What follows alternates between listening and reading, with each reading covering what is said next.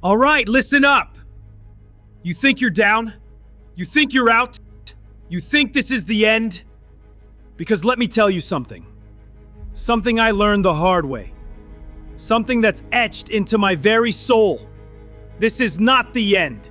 This is just the beginning of your fight. Look at me! You see this? This isn't some kind of joke.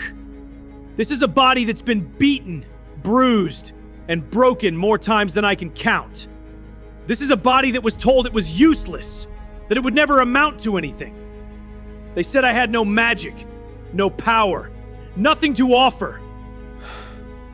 And for a long time, maybe I believed them. Maybe I felt that sting of doubt, that cold whisper of despair telling me to just give up, to accept my fate. But you know what? That's the trick, isn't it? That's the lie they want you to believe. They want you to stay down.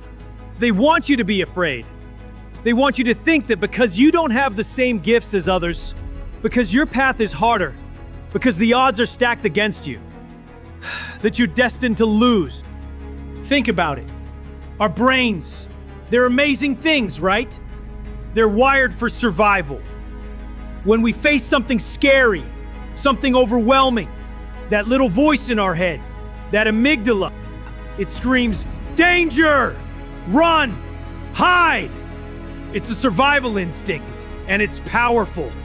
It's designed to keep us safe from immediate threats. But what happens when the threat isn't a charging beast or a falling rock? What happens when the threat is your own doubt, your own fear, the crushing weight of expectation, or the sheer unfairness of it all? That instinct to flee, to freeze, it can become a prison. It can convince you that the only logical thing to do is to surrender. It tells you that fighting back is pointless, that it will only lead to more pain, more disappointment. It's a psychological defense mechanism, trying to protect you from the perceived greater hurt of failure. But that's where the real danger lies. Because by not fighting, by not even trying, you guarantee that you will fail. You become a victim of your own fear, a prisoner of your own mind. I've been there. Oh, believe me, I've been there. Standing in front of someone with overwhelming power, with years of training, with a lifetime of advantage, and feeling that absolute dread.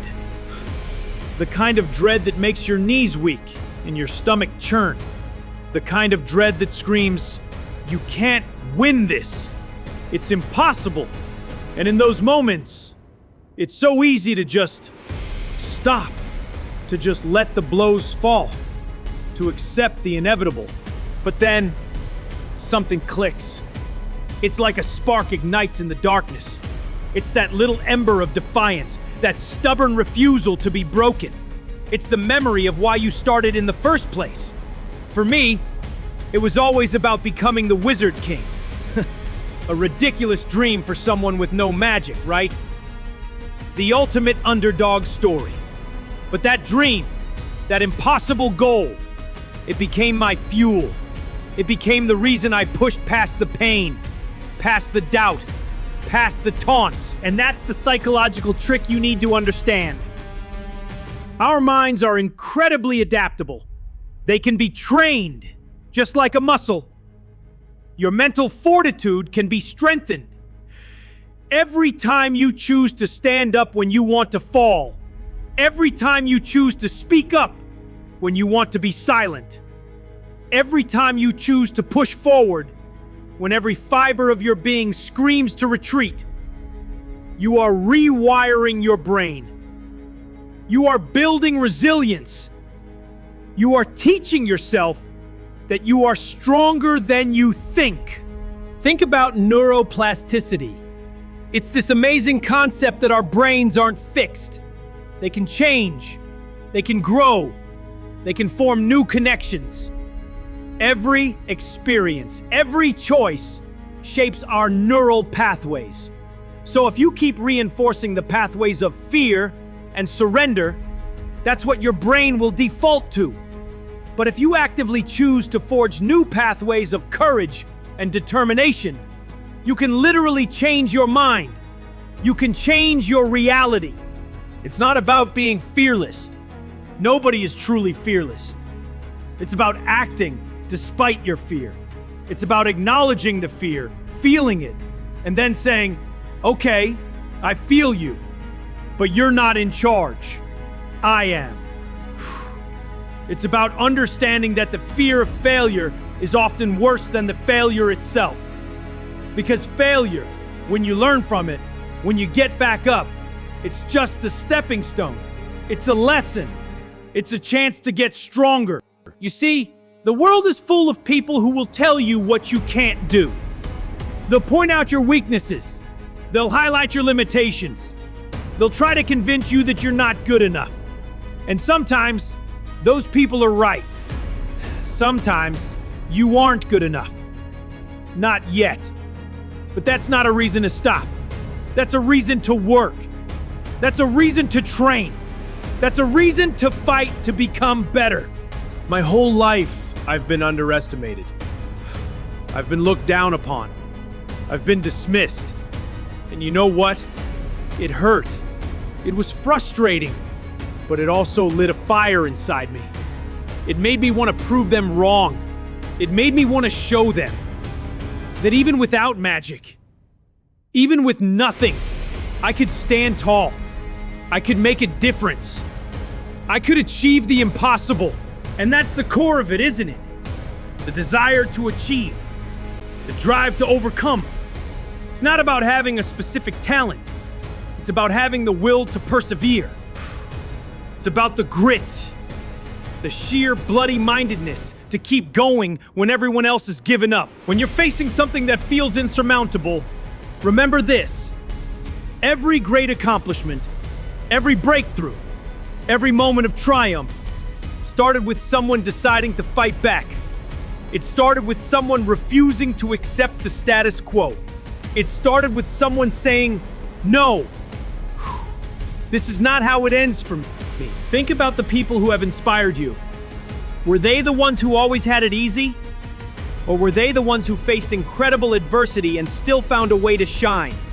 They didn't possess some magical immunity to hardship. They possessed the strength of spirit to rise above it. They understood that setbacks are not failures. They are opportunities. Opportunities to learn, to grow, to adapt, and to come back even stronger. It's like when you're training. You push yourself to the limit. You feel that burn, that exhaustion. Your muscles scream. Your mind tells you to stop, but you don't. You push for one more rep. You hold that stretch for one more second. And it's in that moment of pushing past your perceived limit that you actually get stronger. You break down those muscle fibers, and then they rebuild, stronger than before. Your mind works the same way. You face a challenge, you feel the pressure, you feel the urge to quit. But if you push through that urge, if you find a way to keep moving forward, even if it's just a tiny step, you are building that mental muscle. You are becoming more resilient. You are becoming more capable. And that's the beautiful irony. The things that try to break us, the struggles we face, the pain we endure, they have the potential to make us stronger than we ever imagined. It's not about avoiding the fight. It's about embracing it. It's about learning to dance in the storm, to find your footing on shaky ground, to use the wind that tries to push you back to propel you forward. So the next time you feel that wave of doubt crashing over you, the next time you feel like you're drowning, remember my words. Remember that you have a choice. You can let the fear consume you, or you can use it as a springboard. You can let the setbacks define you, or you can use them as lessons. You can accept defeat, or you can fight back with everything you have. It's not about the size of your magic. It's about the size of your heart. It's not about how much power you were born with. It's about how much power you can create through sheer determination. It's about the unwavering belief in yourself, even when no one else believes in you. It's about looking the impossible in the eye and saying, "You think you can stop me? You think you can break me? You are wrong." Because when you decide to fight back, When you tap into that primal instinct to survive and to thrive, something amazing happens. You unlock a power that's deeper than any magic. It's the power of the human spirit. It's the power of resilience. It's the power of never giving up. So stand up, even if you're trembling. Speak up, even if your voice shakes. Take that first step, even if it's a small one. Because every single time you choose to fight back, you are not just fighting for yourself. You are inspiring others. You are showing them that it's possible. You are proving that the impossible is just a challenge waiting to be overcome. This is your fight. This is your moment. Don't let anyone, especially yourself, tell you that you can't win. Dig deep. Find that spark. And unleash the warrior within. Go out there and fight back. Show them what you're made of. Show them the strength that lies dormant within you, waiting for the moment to ignite. Now is that moment. Go!